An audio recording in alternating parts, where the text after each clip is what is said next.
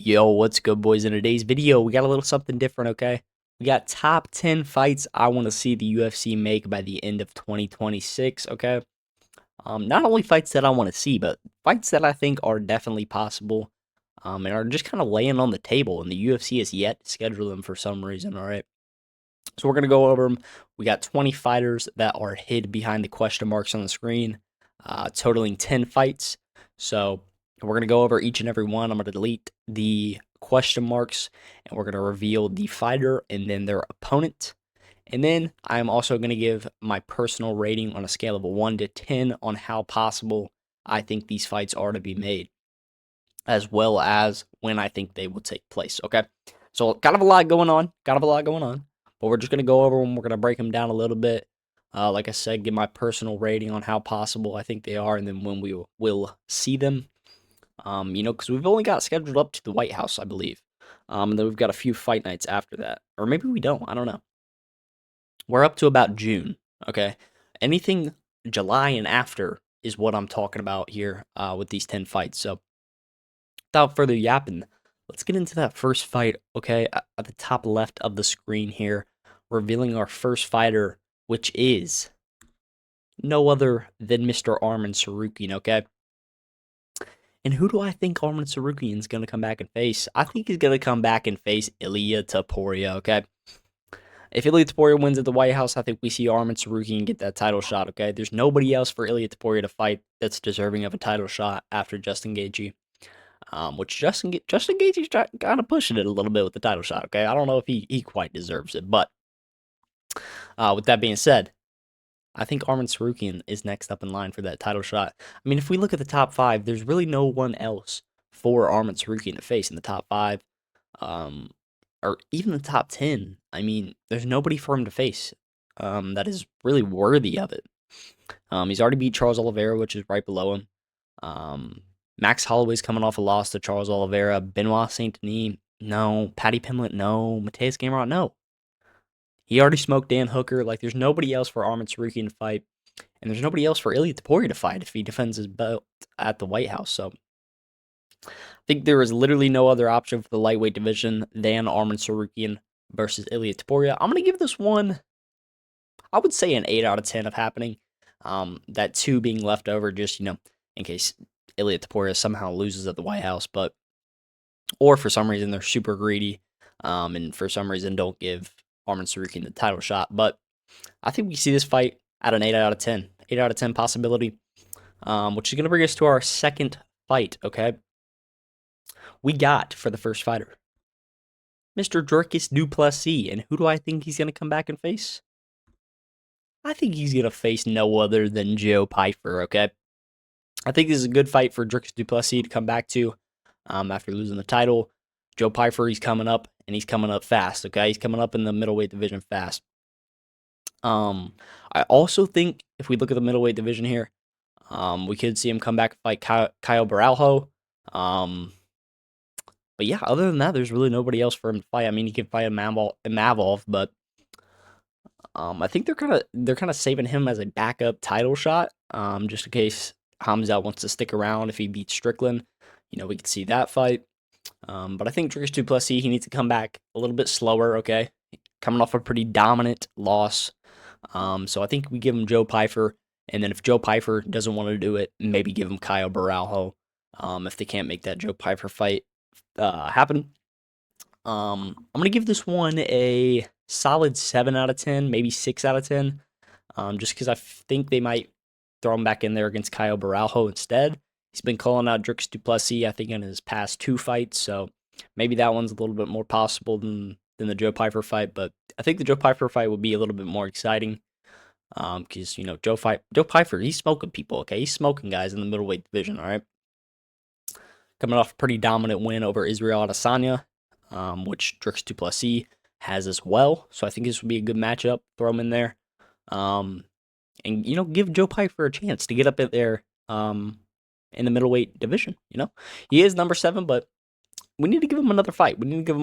Boost him up, get him in title contention. So that's going to be our second fight. Our third fight, I don't even remember these fights, by the way. I'm just kind of going off the dome.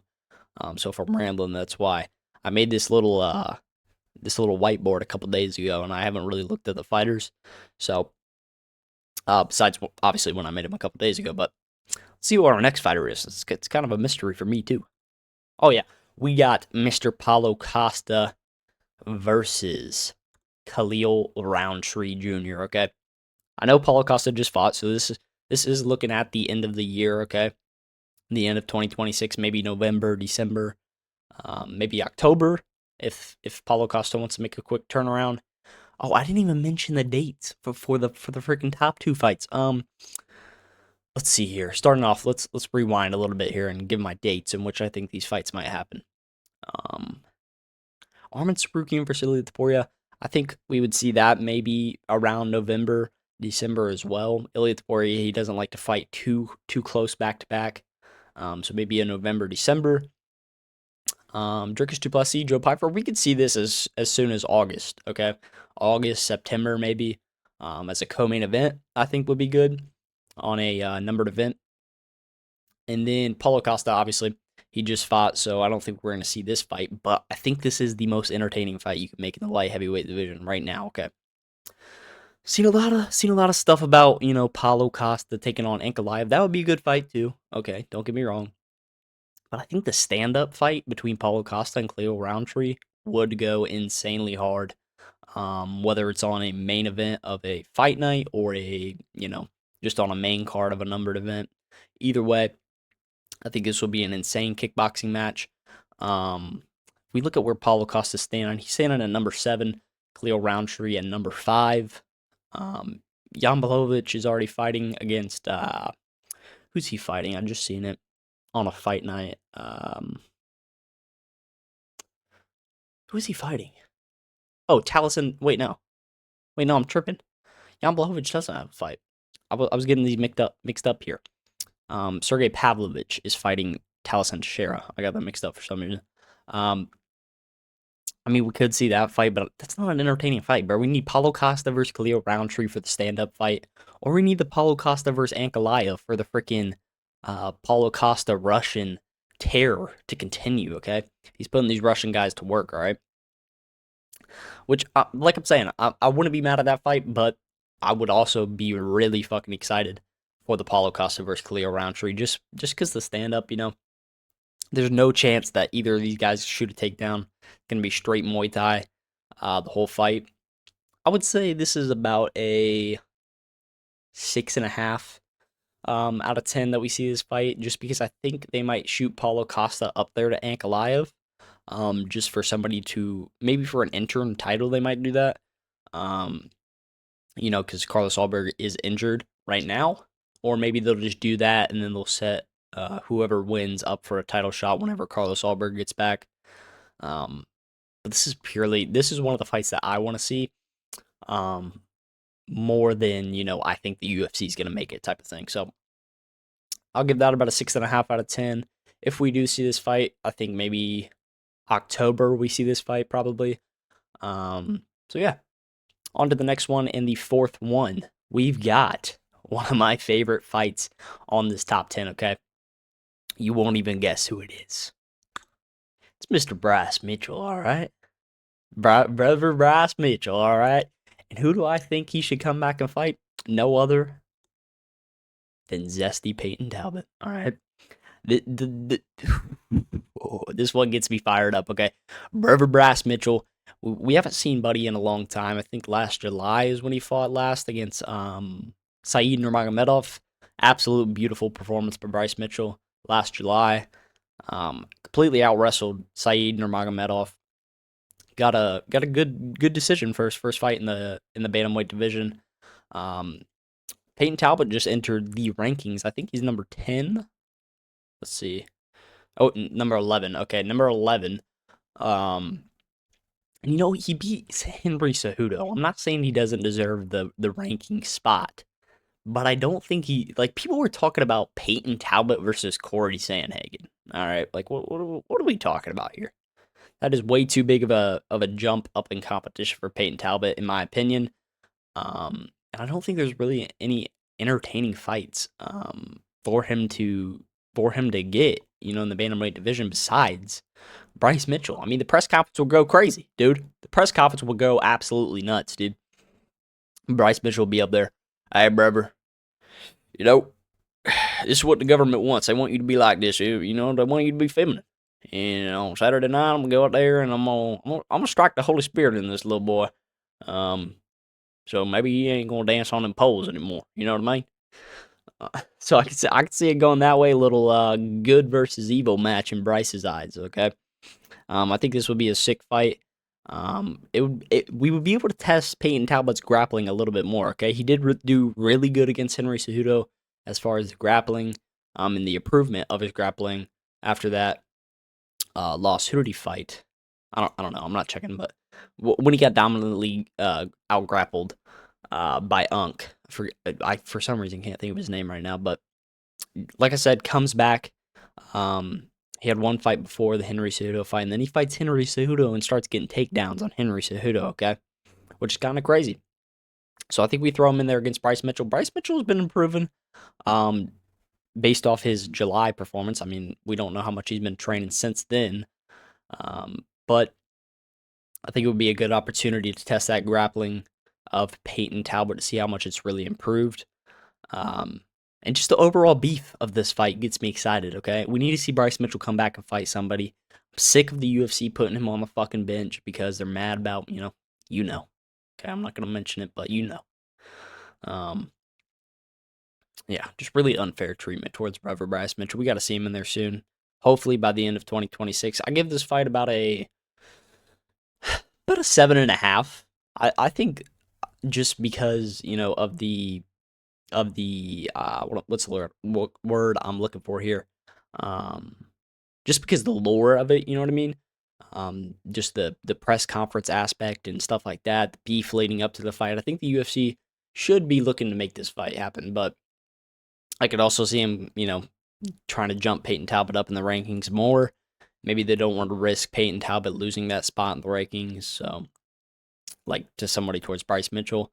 And then being unranked again, he is a big star, so maybe we'll try to give him some lobs up until, the top 3, and then throw him in there for a title shot. Who knows with the UFC, but I think that's a good fight to make. On to the next. In our 5th fight, we are halfway through here, and we've got Paddy Pimblett versus Benoit Saint Denis, okay? I think this is the perfect fight for Paddy Pimblett to come back to after that loss against Justin Gaethje in January. Yeah, overall, just a stylistically good matchup. Benoit Saint Denis, he's got the grappling, he's got the hands, and so does Paddy Pimblett. So I think we could really figure out a lot about Paddy Pimblett. Was he a fraud? Is he a fraud? Or does he really belong in the top 5? Okay. Paddy Pimblett's ranked. What is he ranked? 6, and Benoit Saint Denis 5. Obviously, I don't think Paddy Pimblett fights Charles Oliveira. I think that's just that's just a domination on the ground waiting to be happened if they throw him in there with him. Paddy Pimblett versus Max Holloway, I could see them making that, but you'll understand why I don't see them making that when we get into the future fights. But I think Paddy Pimblett versus BSD is the way to go. I could see some beef at the press conference. And like I said, overall, just a good stylistic matchup. Not too much to say about this one. Good fight for Paddy Pimblett to come back to. So number 6. On to number 6, sorry. We've got Mr. Peter Yan. Okay. And who do I think he's going to come back and fight? Unfortunately, I think he's going to come back and fight Merab for the trilogy. I think it's the right thing to do morally. But I also think it would be kind of cool if they just kick Merab to the curb and give him Sean. Okay, no, okay. But like I said, I think this is a good way of actually going about it. Merab's got to win. Peter Yan's got a dominant win. They both got dominant wins over each other. Whether Peter Yan was hurt in the first fight or not, I think we put on the third fight. Whoever wins that fight, then we'll be talking about if they're gonna fight Sean O'Malley. If he wins the White House, you know what I mean? So I think we do Peter Yan versus Merab 3. I'm going to give this one a little bit of a higher rating, about an 8.5 out of 10 for it to be made. Just because I seen a little video of Marab talking about how the UFC was talking to him, saying how, he is the next fighter for the title shot. All right. Unfortunately, I don't think we're gonna see Sean O'Malley with the title shot. But I mean, if we really look at it, beating Amy and Zahabi does not really guarantee old Sean O'Malley a title shot, in my opinion. But either way, I mean, I would be happy with either fight. Peter Yan versus Marab is still an entertaining fight. I'm not gonna act like it's not. Okay. But yeah, that's who I think's next for the title shot at bantamweight. Number 7 we got here, and by the way, I think we could see this fight probably around the December, maybe January at the latest. For that Marab versus Peter Yan 3. On to the 7th fight, or wait, yeah, the 7th fight here. We've got Marlon Vera. Who do I think this unk should come back and fight? No other than Mr. Ethan Ewing, okay? Ethan Ewing, he's making a fucking statement in the goddamn bantamweight division, all right? And Marlon Vera, he's sitting at that number 10 spot. He thinks he's comfy, okay? Little does he know. We got fucking Ethan Ewing coming up, and he's looking to take out somebody in the rankings. And I think this is the perfect fight for Ethan Ewing to get up in there in the rankings. Marlon Vera, he's coming off a few tricky losses, okay? Maybe some robberies, some might say, but either way, he's coming off losses.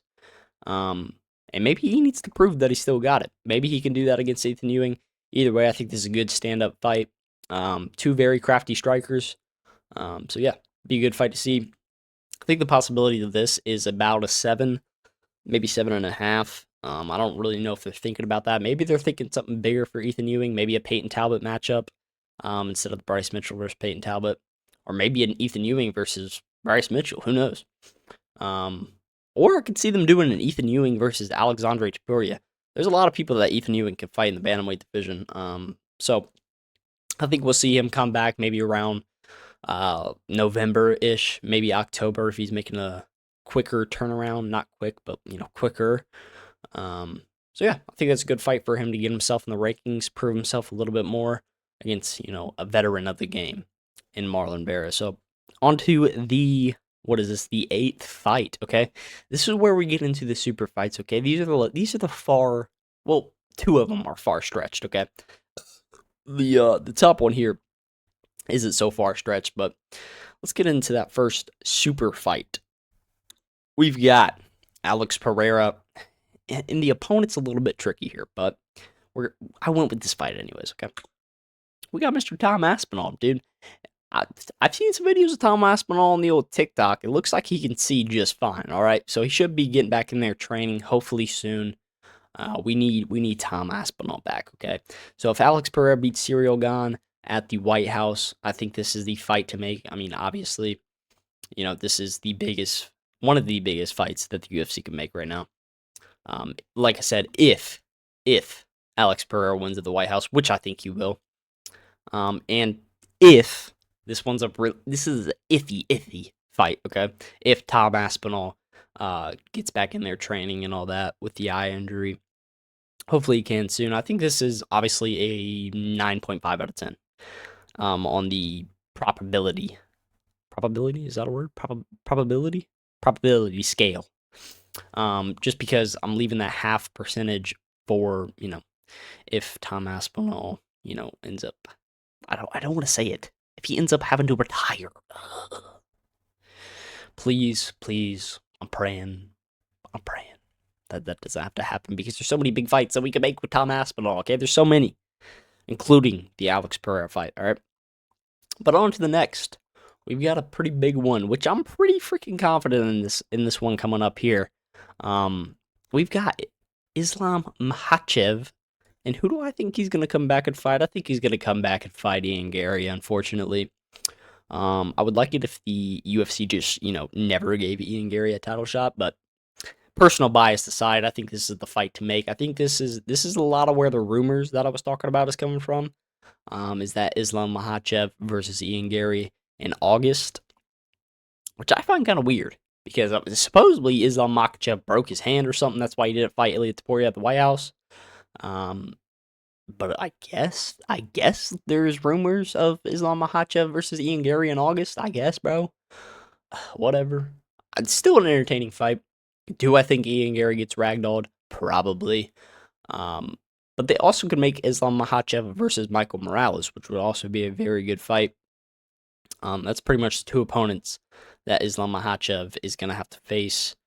Because Ilia Topuria, I don't think he's moving up to welterweight anytime soon. At least maybe within the next year he will. But for right now, I think Islam Makhachev has to defend his belt against a true welterweight, which I think is Michael Morales or Ian Gary, one of the two. Either way, two very entertaining fights. Either way, the UFC wants to go about it. I think Ian Gary does deserve it just a little bit more.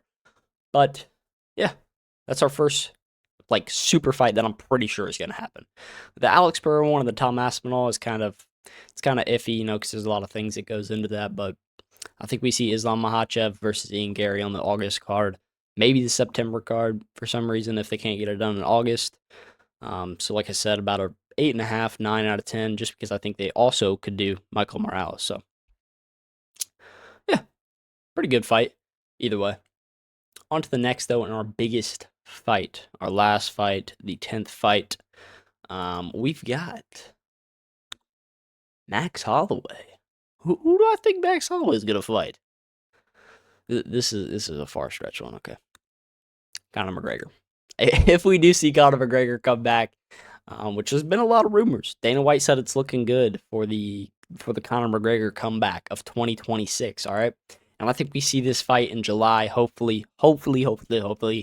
They always like to save Conor McGregor, after the biggest event. You know what I mean? Like after, like say it was UFC 300, they would like to save him for UFC 301 or whatever.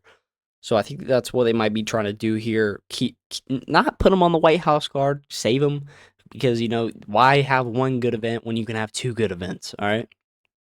So I think this is a far stretch one, but I think it's about still like a 7 out of 10 that this fight happens. There's been a lot of rumors. Like I said, Dana White said it's looking good. And that would obviously be the most exciting fight out of these 10 fights. But yeah, that's going to wrap it up. That's 10 fights that I want to see, 10 fights that I think the UFC is maybe looking at right now. Maybe not official, or maybe not even close to official, but I think they're looking at these fights, all right? That was a lot of yapping. I'm quite tired from all that yapping, to be honest. Got a little ruffle in the throat today, so I've been, having to swallow a few times in this video. Hey, yo, pause. But 10 fights, 10 good fights. Hopefully we see these get made. I'm gonna stop yapping, cut the video, and post this on the old YouTube.